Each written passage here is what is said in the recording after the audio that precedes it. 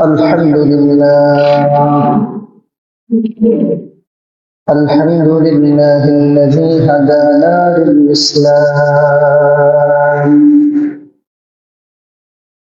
وما كنا لنهتدي لولا أن هدانا الله نشهد أن لا إله إلا الله وحده لا شريك له ونشهد أن سيدنا وسندنا وحبيب ربنا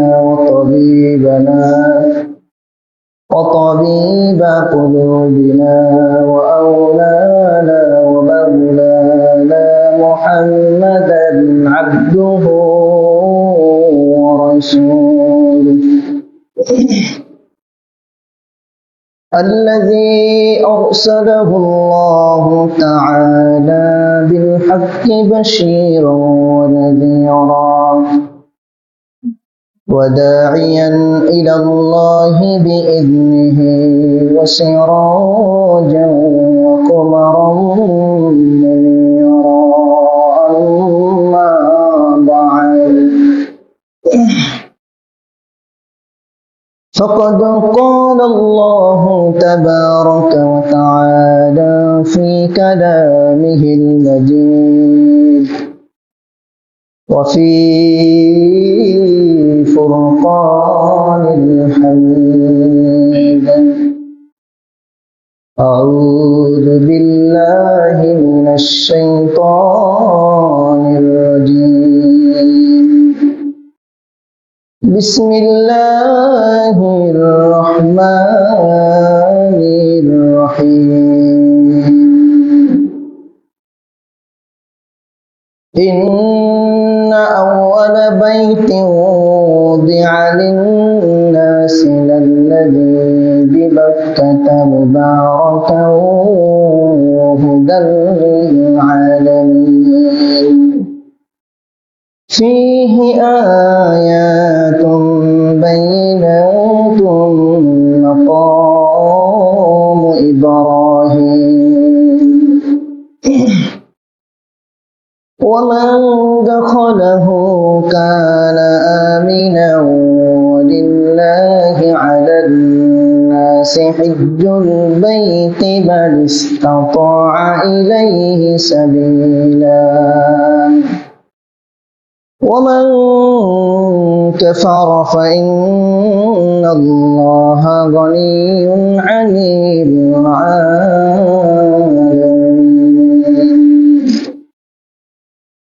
وقال رسول الله صلى الله عليه وسلم الحج المبرور ليس له جزاء إلا الجنة أو كما قال عليه الصلاة والسلام وقال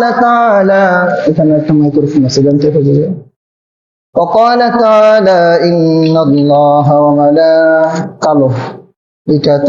يصلون على النبي يا أيها الذين آمنوا صلوا عليه وسلموا تسليما اللهم صل على محمد وعلى آل محمد كما صليت على إبراهيم وعلى آل إبراهيم إنك حميد مجيد اللهم بارك على محمد وعلى آل محمد كما باركت على إبراهيم وعلى آل إبراهيم إنك حميد مجيد بلغ العلا بكماله كشف الدجى بجماله حسنت جميع خصاله صلوا عليه وآله لا إله إلا الله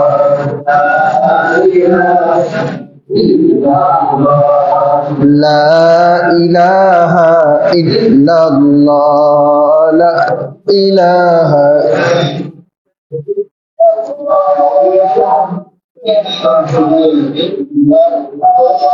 লা ইলাহা ইল্লাল্লাহ, লা ইলাহা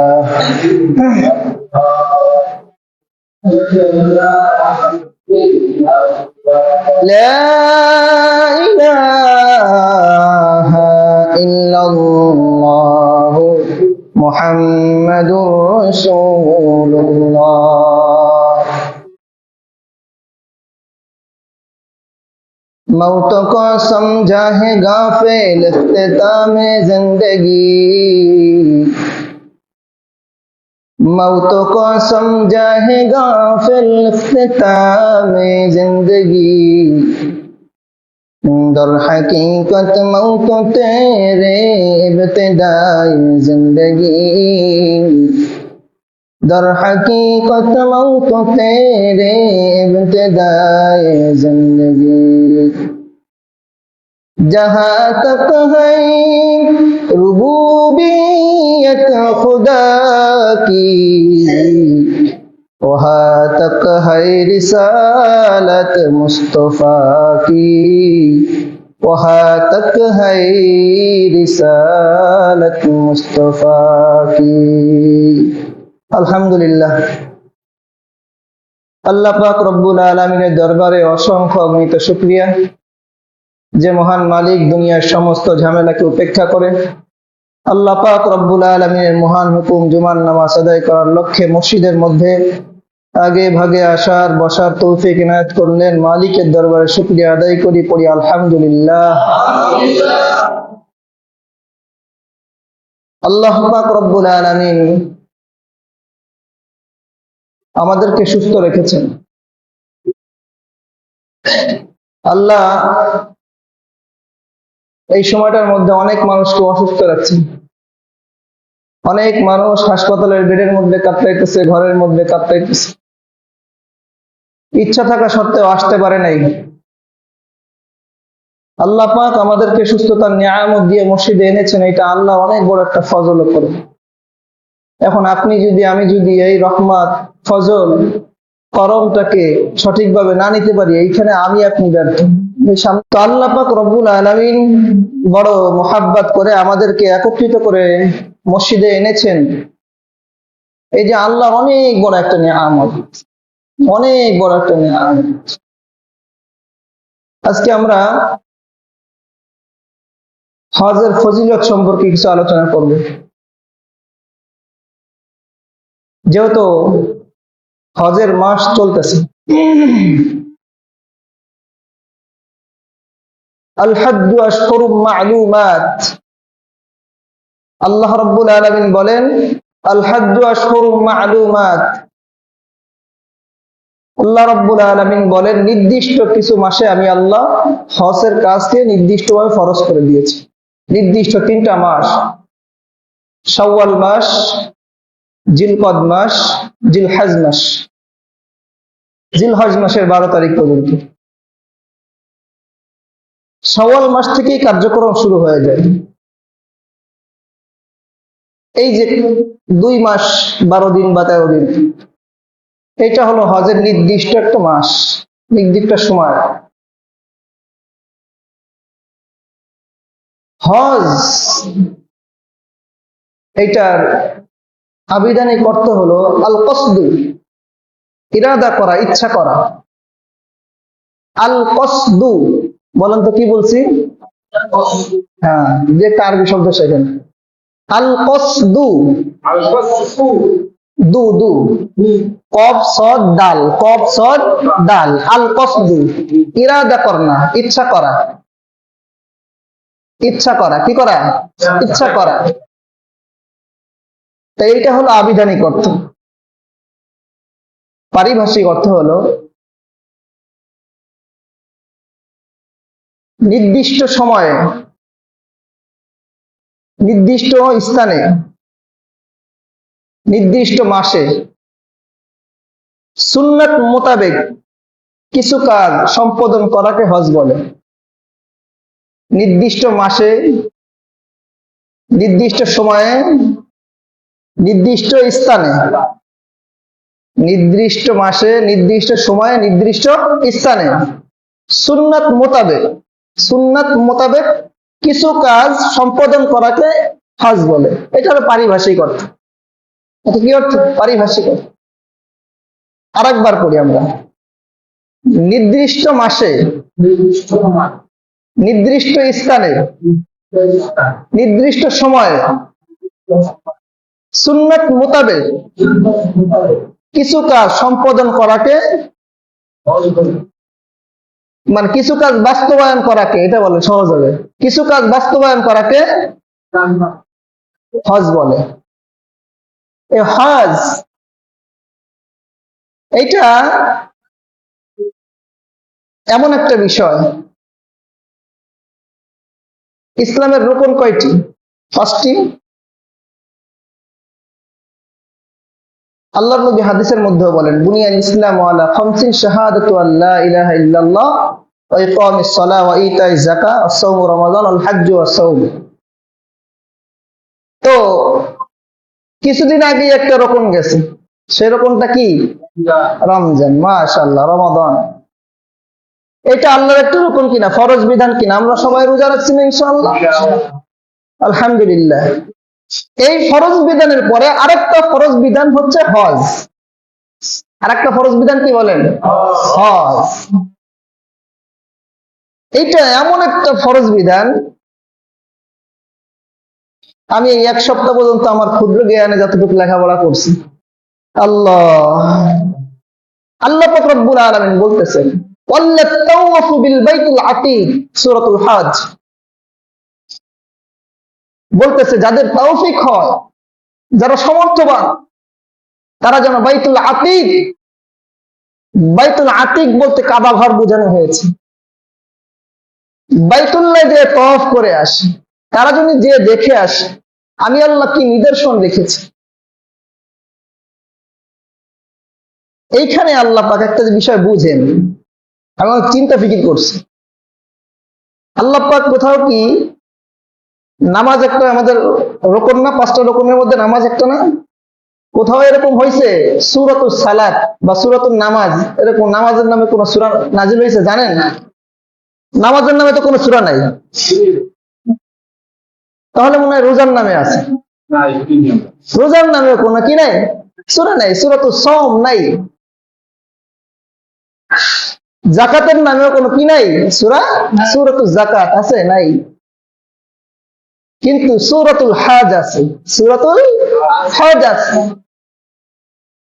আল্লাহ পাক এটা এমন একটা বিধান, আল্লাহ পাক পুরো সূরাই নাজিল করে দিয়েছেন। আল্লাহ পাক একটা সূরাই নাজিল করেছেন হজের নামে, একটা সূরা নাজিল করছেন আল্লাহ। এই সূরার মধ্যে, হজের সূরার মধ্যে প্রথমে আল্লাহ পাক রব্বুল আলামিন কিয়ামতের আলোচনা করছেন। কিসের আলোচনা? এখন প্রশ্ন যে হজ, এখানে না হজের বিষয়ে আলোচনা করবে, কিন্তু কিয়ামতের বিষয়ে আলোচনা কেন করলেন? প্রশ্ন জাগে না একটু, যে কেন সেই বিষয়ে আলোচনা করলেন? তো এখানে কথা হলো যে আমরা হজ করতে যাই কোথায়? মক্কায়। আল্লাহ পাক বলেছেন, ইন্না আউওয়ালা বাইতিন উযিআ লিন-নাসি লাল্লাযী বিবাক্কাতা মুবারাকান ওয়া হুদান লিল-আলামিন। ইন্না আউওয়ালা বাইতিন উযিআ লিন-নাস, মানুষদের জন্য সর্বপ্রথম যে ঘরটা নির্মাণ করা হয়েছে, এই ঘরটা হলো কোথায়? বিবাক্কাতা। মক্কার পূর্বের নামটা ছিল বাক্কা। কি নাম ছিল? বাক্কা। মক্কার পূর্বের নাম কি ছিল ভাই? বাক্কা। এই বাক্কায় আমি সর্বপ্রথম মক্কায় ঘরটা বানাইলাম। প্রথমে ফেরেশতা দিয়ে বানাইছি, পরে আদম আলাইহিস সালাতু ওয়াস সালাম দিয়ে সংস্করণ করছি, এরপরে শীশ আলাইহিস সালাম, এরপরে ইদ্রিস আলাইহিস সালাতু ওয়াসসালাম, এরপর নূহ আলাইহিস সালাতু ওয়াসসালাম, এরকম ধাপে ধাপে সংস্করণ করা হয়েছে। এটা আমরা বলবো, এই ইতিহাস নিয়ে আলোচনা করবো ইনশাআল্লাহ, সামনে আসবে। তো এই যে যে বানাইলেন মুবারাকা, এই ঘরটার মধ্যে আল্লাহ মুবারক রাখছেন, বরকত রাখছেন। কি রাখছেন? দেখবেন বিশ্বের আনাচে কানাচে যত ফল আছে মক্কা শরীফে সব ফল পাওয়া যায়। সব ফল কি করা যায়? পাওয়া যায়, সব ফল পাওয়া যায়। মুবারাকান ওয়া হুদাল লিল আলামিন, এবং সারা জাহানের মানুষদের জন্য এটা হুদা, রহমত, হেদায়েতের ওসিলা। এখানে শুধু মুমিনদের কথা বলা হয়নি, সারা জাহানের মানুষের জন্য এটা কল্যাণকর জায়গা। এটা এমন একটা কল্যাণকর, ঘুমাইতে দেন। কতদিন ঘুমায় না, একটু ঘুমাইতে দেন। যারা ঘুমাইতে চায় একটু ঘুমাইতে দেন। প্রয়োজন একটা বালিশ এনে দেন, এটা শুয়ে পড়ুন। আল্লাহু আকবার। তাহলে যে কথা বলতেছিলাম, যে এটা রহমত, ফীহি আয়াতুম বাইয়িনাতুম মাকামু ইব্রাহিম ওয়া মান দাখালাহু কানা আমিনা ওয়ালিল্লাহি আলান নাসি হিজ্জুল বাইতি মান ইসতাতাআ ইলাইহি সাবিলা। এটা এইখানে যদি কোনো, এই যে হারাম শরীফ, এই হারাম শরীফের জায়গাটায় কোন গাছগাছালি কাটা নিষেধ। গাছগাছালি কাটা কি নিষেধ, মানুষকে মারা নিষেধ। এমনকি যার উপর ফাঁসির আদেশ কার্যক্রম হয়েছে, বা যাকে যেখানে দেখবে তাকে সেইখানেই কতল করে ফেলবে বা হত্যা করে ফেলবে, এরকম আদেশ যার উপর জারি হয়ে গিয়েছে, ওই লোকটাও যদি ওইখানে থাকে, তারপরে তাকে ওইখানে থাকা অবস্থায় মারা যাবে না, ওইখানে নিরাপদ। এই নিরাপত্তা কে দিয়েছেন? আল্লাহ। এই হজের মধ্যে, সূরা হজের মধ্যে আল্লাহ পাক রব্বুল আলামিন কিয়ামতের কথা কেন আনলেন? আমরা আরাফার ময়দানে উপস্থিত হইতে হবে।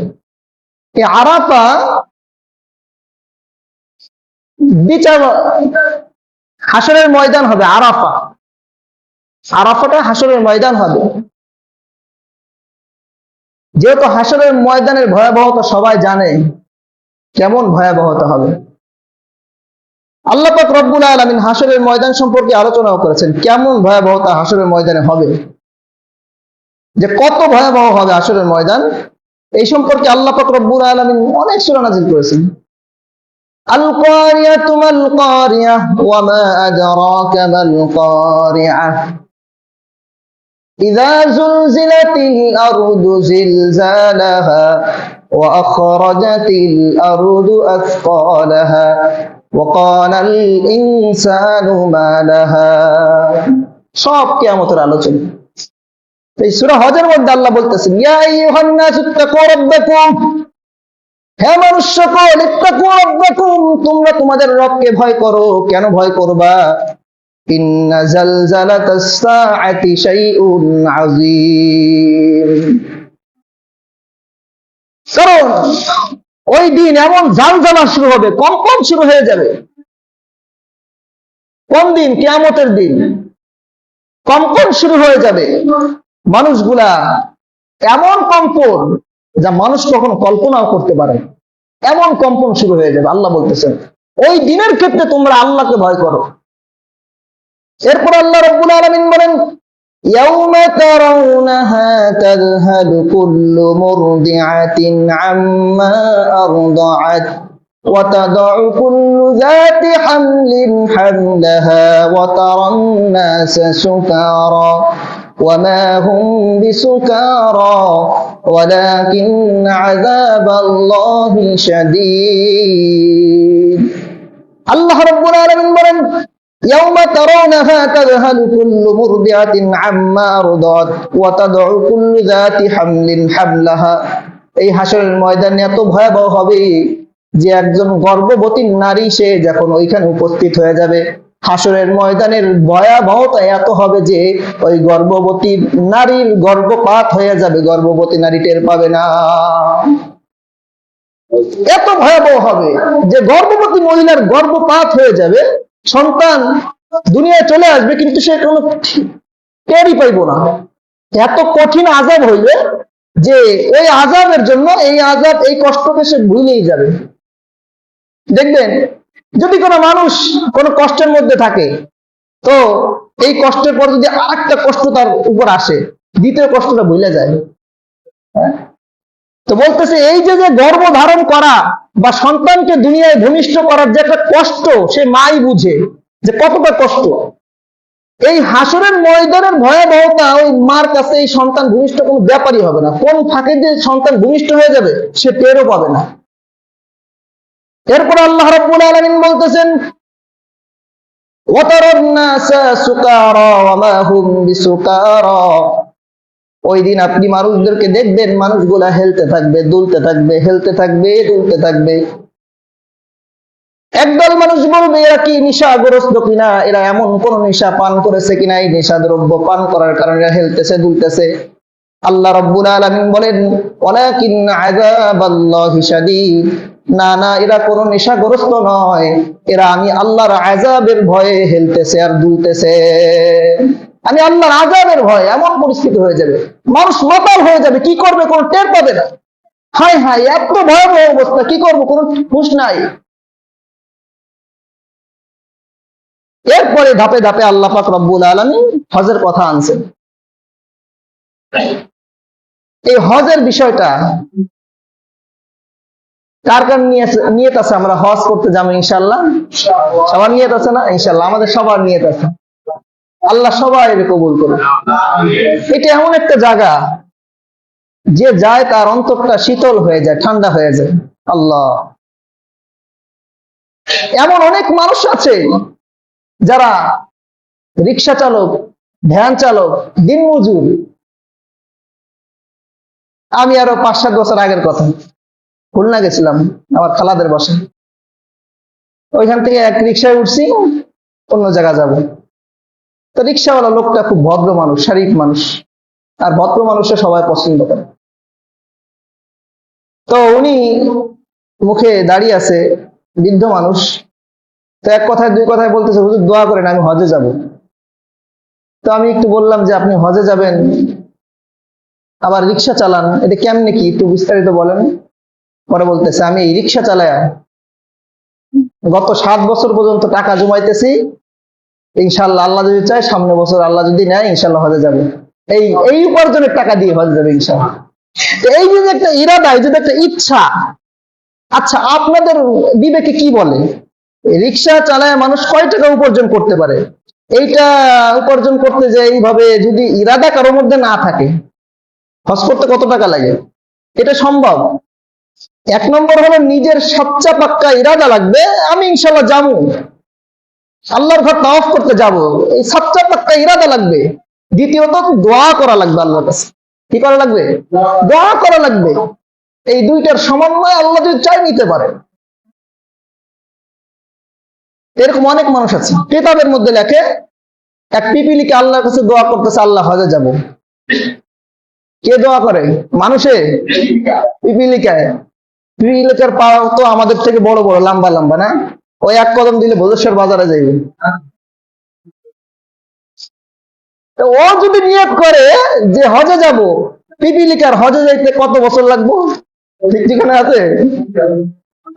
অনেক বছর লাগবে, কম বেশি। কিতাবের মধ্যে লেখে পিপিলিকা রাতের গভীরে মালিককে ডাক দিয়ে বলে, আল্লাহ, আদম মাখলুক তোমার হজে যায়, তোমার ঘরটা দেখতে যায়। মালিক রে, আপনি বানাইছেন, আপনার ঘরটা আমার না একটু দেখতে যাইতে মনে চায়। গভীর রাতে আল্লাহকে যখন ডাক দেয়, একটু আওয়াজ দিয়ে বলেন না, গভীর রাতে সবাই ঘুমায় গেল, যিনি সজাগ থাকেন তিনি কে? তিনি ঘুমান না। লা তাখুযুহু সিনাতুন ওয়ালা নাওম। আল্লাহ রাব্বুল আলামিন বলেন, আমার ঘুমও নাই, ঘুমের তন্দ্রাও নাই। ঘুমও নাই, ঘুমের তন্দ্রাও নাই। মুসা আলাইহিস সালাতু ওয়াস সালাম একবার আল্লাহ জিজ্ঞেস করতেছে, আল্লাহ, ঘুমও নাই, ঘুমের তন্দ্রাও নাই, আপনি বাঁচেন কেমনে, চলেন?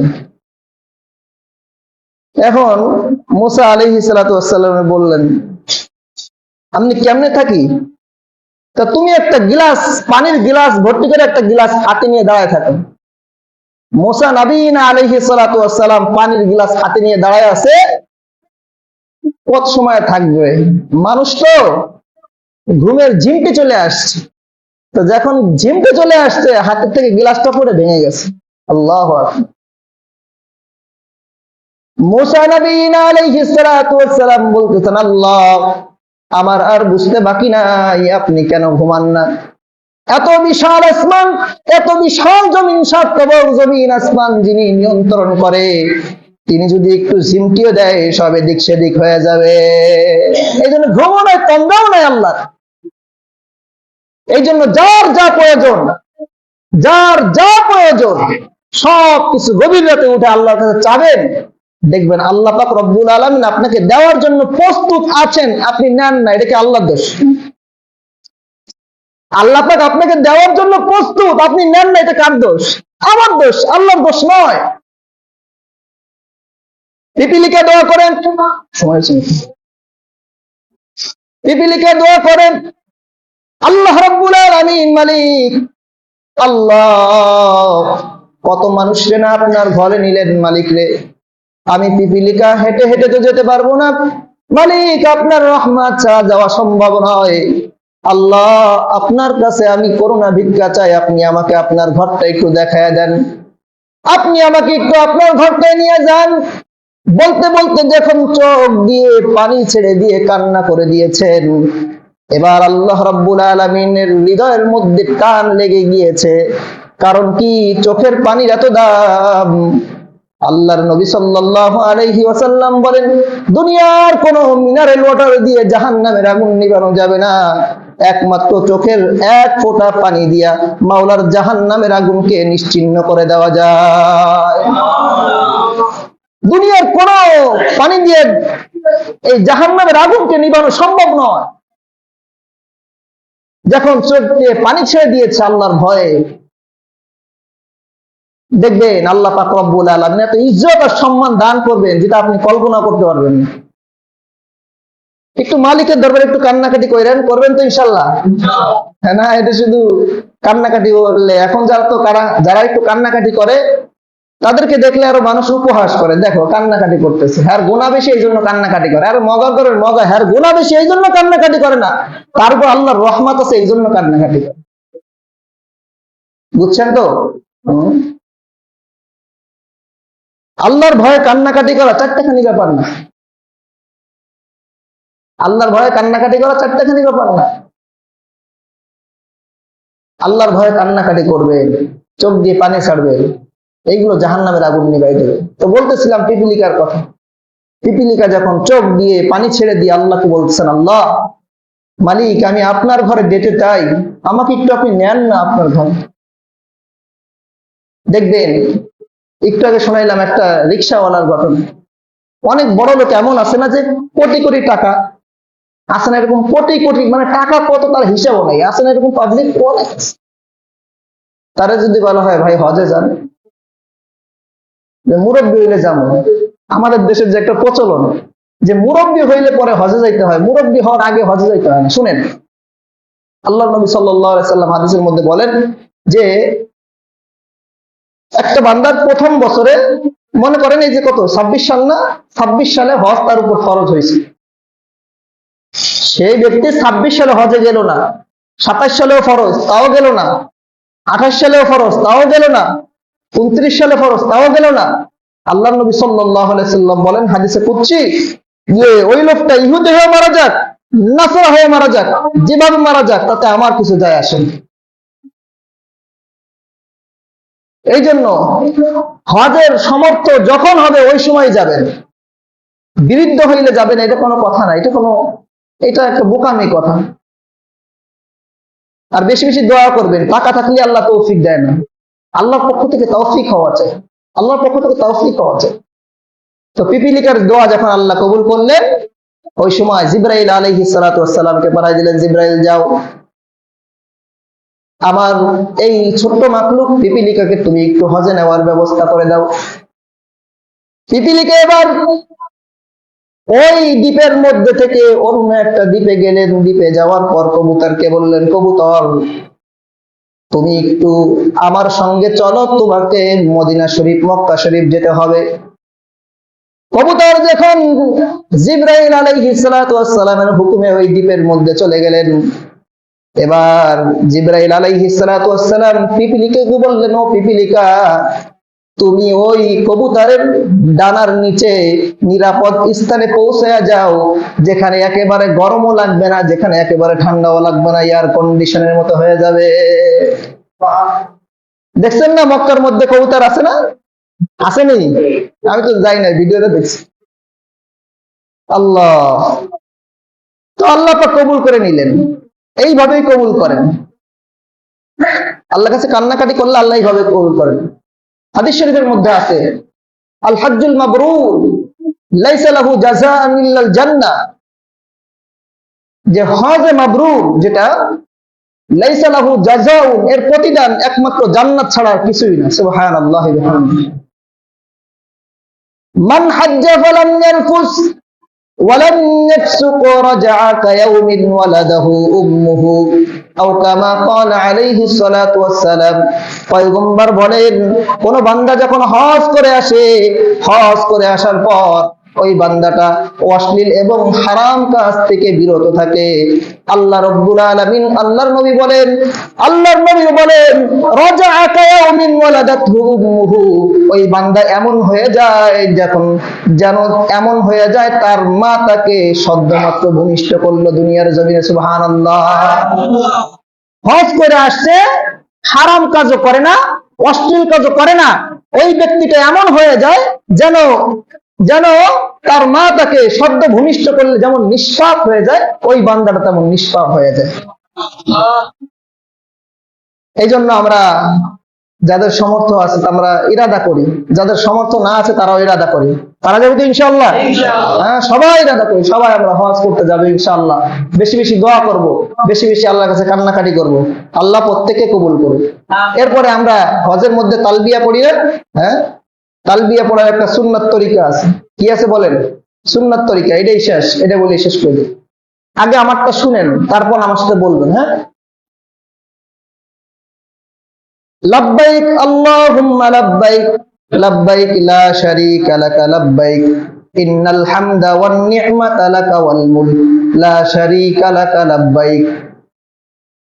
আমি দেখেন কয়বার বলি, লব্বাইক আল্লাহুম্মা লব্বাইক লব্বাইক আল্লাহুম্মা লব্বাইক লব্বাইক লা শারীকা লাকা লব্বাইক লব্বাইক লা শারীকা লাকা লব্বাইক ইন্নাল হামদা ওয়ান নি'মাতা লাকা ওয়াল মুলক ইন্নাল হামদা ওয়ান নি'মাতা লাকা ওয়াল মুলক লা শারীকা লাক।